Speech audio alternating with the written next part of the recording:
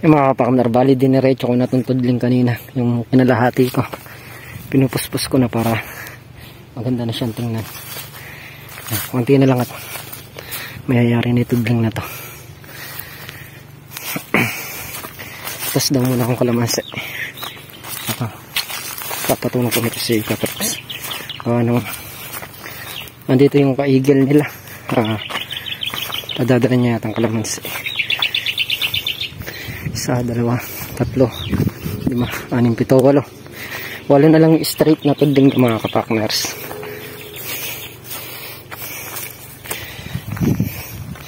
Hanap muna tayong kalamansi yung medyo malaki. Yan, pwede na to.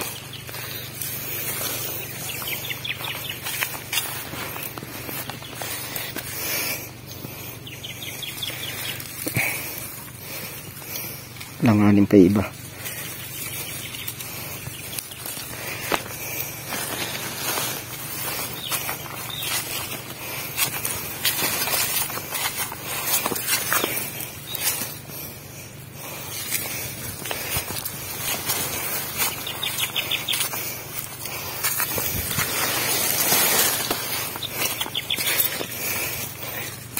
Ito mga kapakner, tamang malaki siya. Di pa siya ubra, gawa ng kulubot pa siya. Dapat ganito yung pitasin, medyo makinis na. Batak na yung ano niya, yung pinaka balat niya para nasabaw na.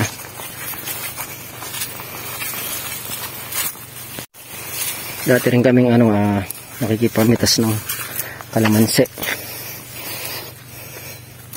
Pag mura kalamansi mga kapakners, isang red bag 30 kilos. Nagkakahalaga lang, bayad lang sa amin noon. Dati pa, pagkatag-ulan, 50 pesos, isang red bag.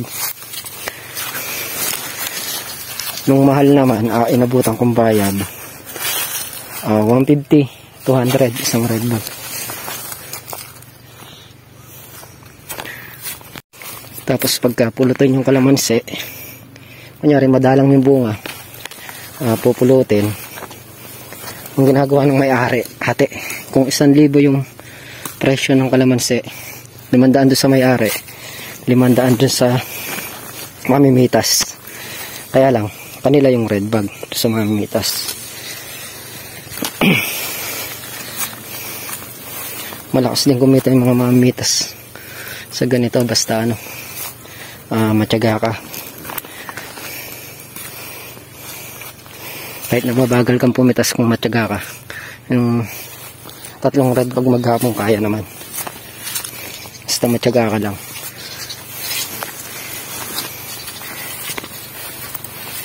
Dito tayo sa kabilang balag,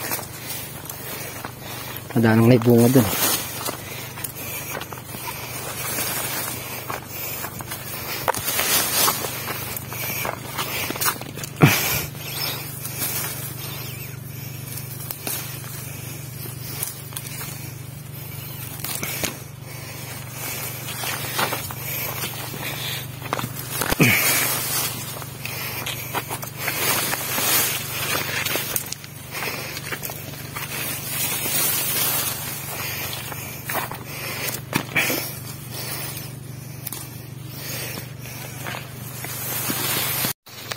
Mga kapakners, tingnan nyo ito, daming bunga. Yan.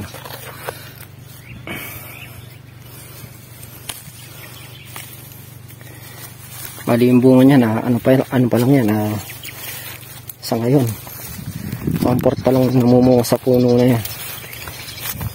Baka ala pang 1/4, kasi pagkasagsagan po talaga ng bunga niyan, makikita mo yung mga sanga na yan, nakabayok na ganyan, no? Tapos parang ang style niya parang Christmas tree.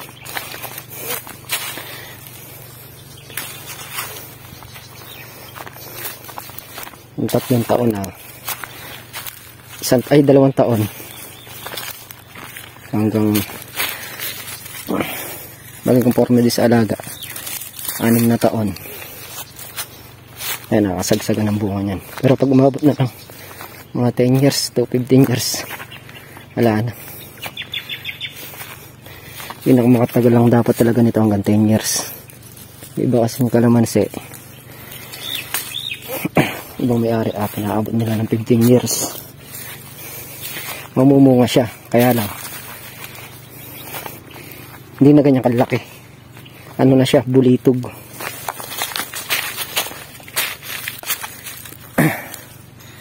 Yung bulitog mga kapaknar, mahirap itinda yun. Ganun dati yung nakukuha ko sa Kabanatuan. Bulitog siya ganito, tapos may maliit pang ganyan. Ito, saan ba? Makakita eh.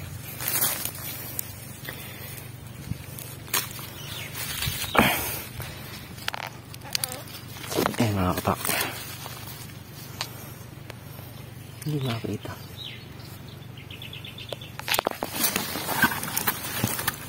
Labo yung camera. Ayan, ganyan mga bulitog. Mahirap itinda yan.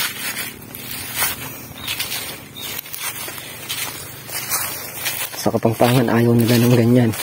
Ang gusto ng Kapampangan yung medyo malaki, tas madilaw, makatas. Yung ganitong ano ayaw nila. Yung mga kapaknars, nadagdagan pa natin. Kunti pa lang pala yung nakuha ko. Lakas ako dalagyan sa bulsa lang. Yan ngayon, nagdala ako drum na dala ko, pupunutin ko to. Siguro pag napuno to, mga nasa kulang 3 kilo o 3 kilo yung laman nito.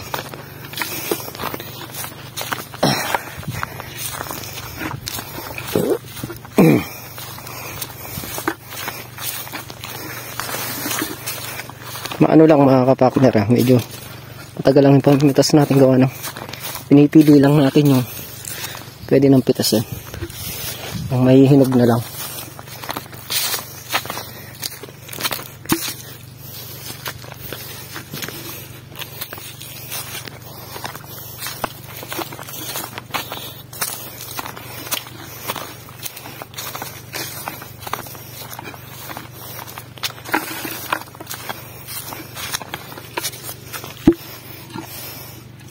Bagal silang lumaki ngayon eh. Hindi sinusubuan nga ng pataba kasi hindi pa talaga pabubungahin yan. Pero kung susubuan na ng pataba yan, yung mga bunga na yan, mabilis na magsilaki.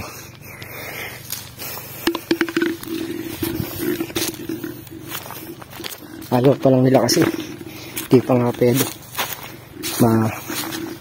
mababali yung puno ng kalamansi. Ay, puno yung sanga ng kalamansi. Kakukare. Mababali. Mas malaki mawawala pag nabali yung mga sanga niyan.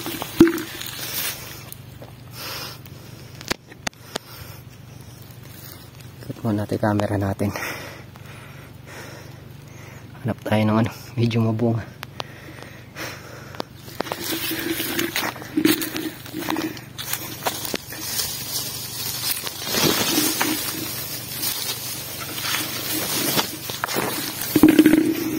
Mukhang hindi natin mapupunutan drum.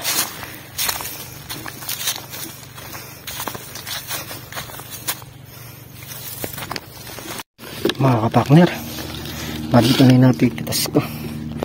Kunti pa lang. Siguro mga kalahating kilo pa lang. Wala na, ay halos na ikutan ko na lahat. Maliliit pa yung iba. Dadali na natin ko na rin. Pwede na to. Wala na talaga makakuha. A few moments later. Ay mga kapakners, dala natin yung kalamansi. Balikan na ulit tayo. Patabas ng baging para maisadsad na yung tudling na yun. Gawa ng maya maya siguro mga 2 PM uwi na rin ako para may ano din tayo, may pahinga din tayo. Mga ng bukas sa bahay naman ulit tayo bibira. Tapos sa Makalawa, pagka magbabaklas na talaga ng mga buho na yan, pabalik tayo sa Makalawa. Tsaka pagka pag magsimula na silang magbalag. Tutulong ulit tayo.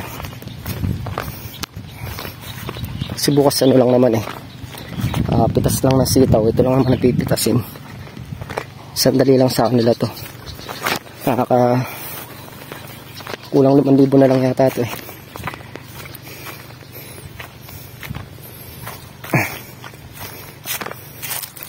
lumulusong kayo mga kapaknat kapag talagang alam natin na bakbakan yung trabaho dito pagka alam natin na kailangan tayo lumuluso. Pero kung wala namang ganong trabaho, kung mapapansin nyo madalang kami lumusong. Yun ang namin. Kung wala namang ganong trabaho, hindi talaga kami lumulusong. Ano lang naman kasi walang trabaho, maiinip ka lang kasi pag wala kang ginagawa. Lalo na ako ganun lang ang ko mga kapakners. Dati kasi nung naglulusong kami talagang puspusan yung trabaho dito. Sitaw, damo. Ngayon hindi na ginagamitan ng mano-mano. Spray na ang ginagawa nila. Kaya ang nangyayari minsan pagka pitas ng sitaw, makikita nyo kami dito pag pitas ng sitaw kinabukasan, wala kami. Minsan si Tol na real nag-araw-araw pagka talagang may trabaho talagang alam na tatrabahuin dito. Ganun lang naman yung yung timbakod. Tsaka kami hindi bumabase lang kami sa sa video pag napanood namin na kailangan ng trabaho ay kailangan ng umulusong kami.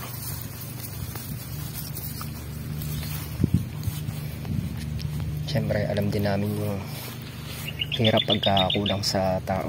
Talagang mabigat yung trabaho pagka kulang sila sa tao. Kaya yung timbakod lagi namin sinasabi sa kanila nandito lang kami.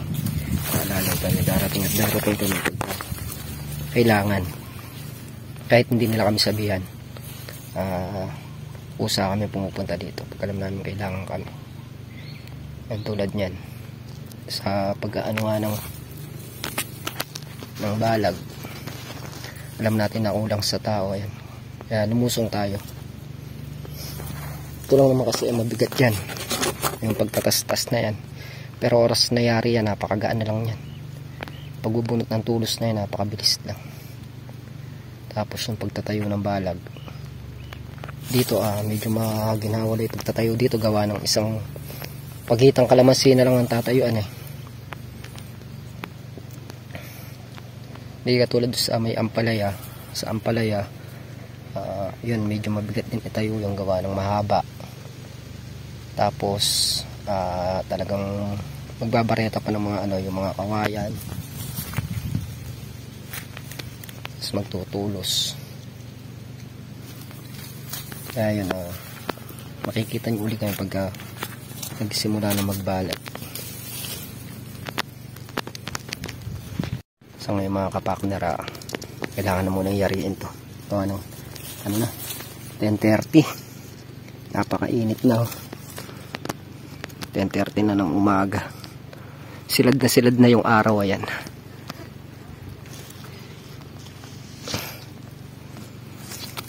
tabasin na natin yan. Pag nayari natin tong mga putol-putol na tudling na to, walang tudling na lang yung straight na tabasin. Pag nayari natin to pang 14, tudling ko na tong tinatabas. Si Katrops nag-grass cutter siya, sinasabayan lang natin siya pagka gawa ng sumasabit yung tamsi. Pag nauna tayong nagtabas, pag nag-grass cutter siya, sumasabit sa grass cutter, mapalupot. Katulad nun yung inuna ko kanina, hindi pa nag-grass cutter. Ngayon gagawin namin discarte doon, lalabas na lang siguro yung yung mga pinutol ko kaninang baging para hindi sumabit sa grass cutter. Start na tayo mga kapakners. Mayari na. Alas 11 na. Yan na lang naman. Konti na lang at mayayari na tayo.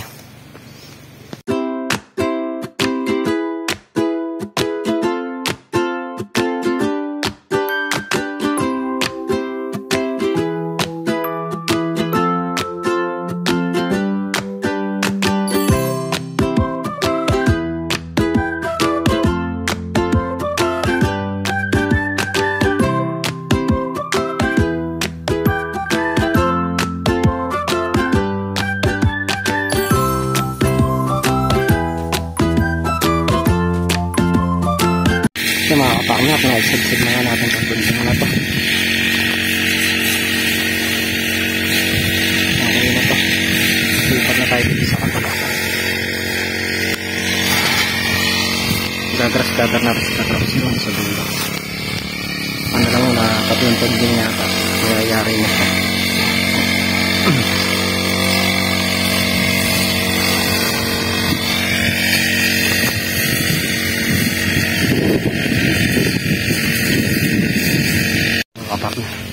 Balik na ulit tayo sa pagtatabas.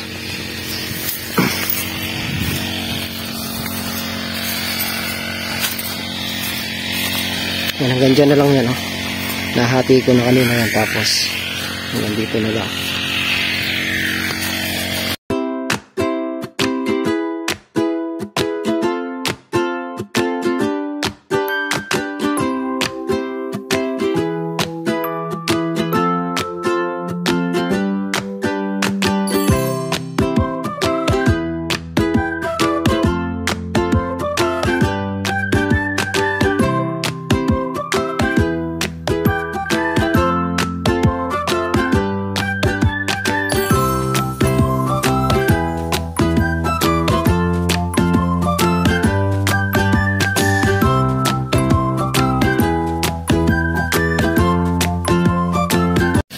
Mga kapakners, nangyari na nga natin ang tudling na to. Bali, ito na lang yung tudling na to. Nakatabas na rin to sa kabilang dulo. Ilang block na lang naman to. Tapos yung gawin na yun, yung diretso pa yung tudling na yun. Walang tudling pan diretso. Tsaka ito na lang. Yung isa na yun, di pa kasi nag-grass cutter kaya hindi natin tinabas eh.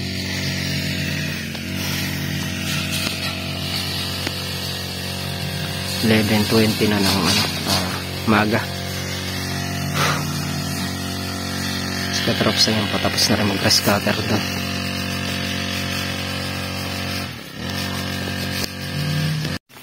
Mga kapakners, bali ahon muna tayo. Dito natin nayari itong tudong na nakadawas. Sobrang init. Muna tayo sa kubo.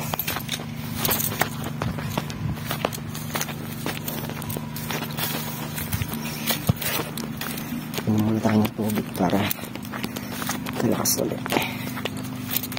A few moments later. Mga kapakners, balik na ulit tayo. Uminom lang ako. Yarin ko na itong dalawang tubig na pinutas ko kanina. Maganda na lang tinitingnan.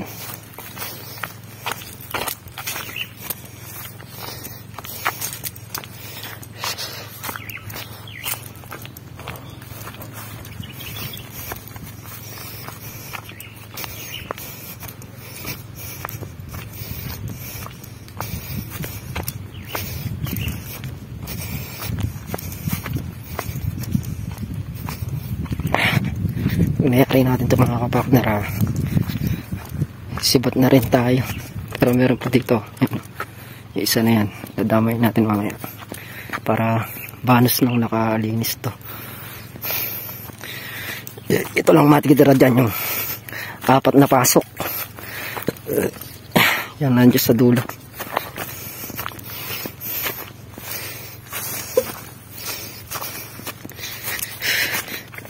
Bali yung binira natin na 22 tudling.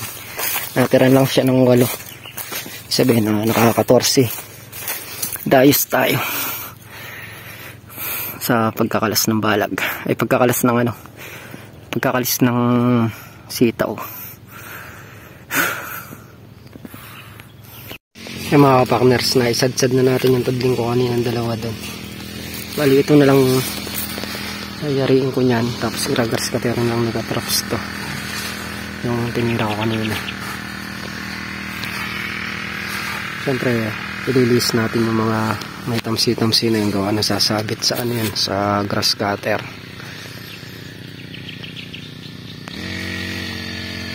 Iyayari niya lang isang tudling doon, so may galing dulo, kaya rin lipat na siya dito. Yung palipat na siya dyan. Bilis lang natin itong mga ganito mga kapakner para di sumadit sa grass cutter. Mga kapakners, bali nayari na nga natin yung kaninang nakagit ng tudling dito. Nayari na natin. Saka yung gawitan, bali may natitira na lang na 8 tudling na buo. Bali ito na lang pinagrass cutter na yung natatrops to, isang tudling. Saka yun na, mayayari na rin yung grass cutter niya.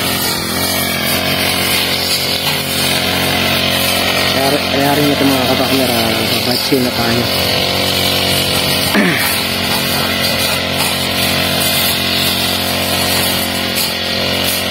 Ilis ko muna yung mga tali-tali na hindi sa puno ng kalamansi para hindi ko mapalupot sa grass cutter.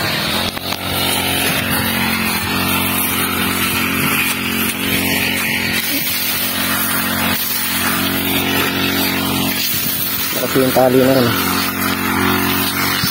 palupot.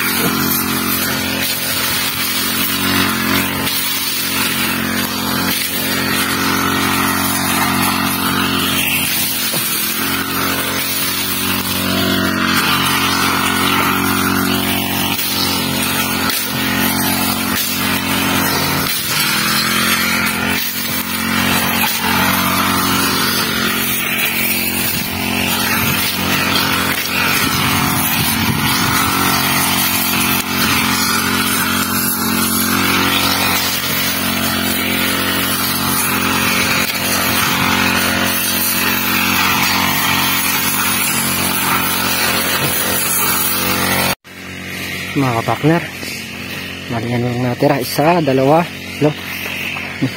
8.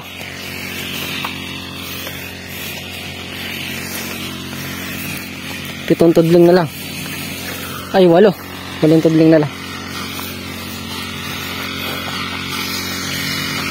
Nakaka 14 tudling tayo ngayon. Half day. Patrops, niyayari na lang din yan.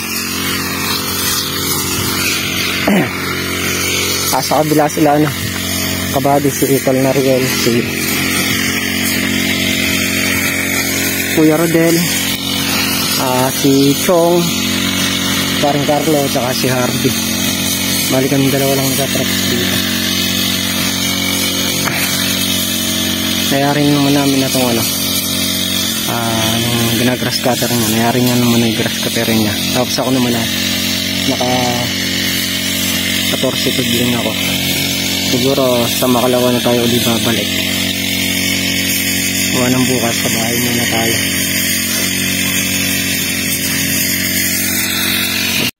Yung mga kapakners, bali yan yung inagawa natin ngayong araw. Nakapagtabas tayo ng 14 dayos dito sa may sitawan. Pahinga lang tayong konti at uwi na rin kami mga kapakner. A few moments later. Yung mga kapakners, bali dito na kami sa bahay. Sabay ko si Katrops umuwi. Tatapasin pa sana namin yung yung pinatirang 8 tudling. Kaya lang wala nang panabas, isa lang yung panabas doon. Kaya hindi na namin tinabas. Siguro sa sa makalawa. O baka bukas pagpitas na sitaw, tirahin nila. Ako bukas, dito muna ako sa bahay para ma-skin coat ko itong yung pinaka hallway. Tapos malihan na rin. dito sa kasaya. Yan mga partner, muli thank you po sa patuloy niyong suporta. Hanggang dito na lang aming simpleng video. Ingat po kayo parati at God bless. Bye bye.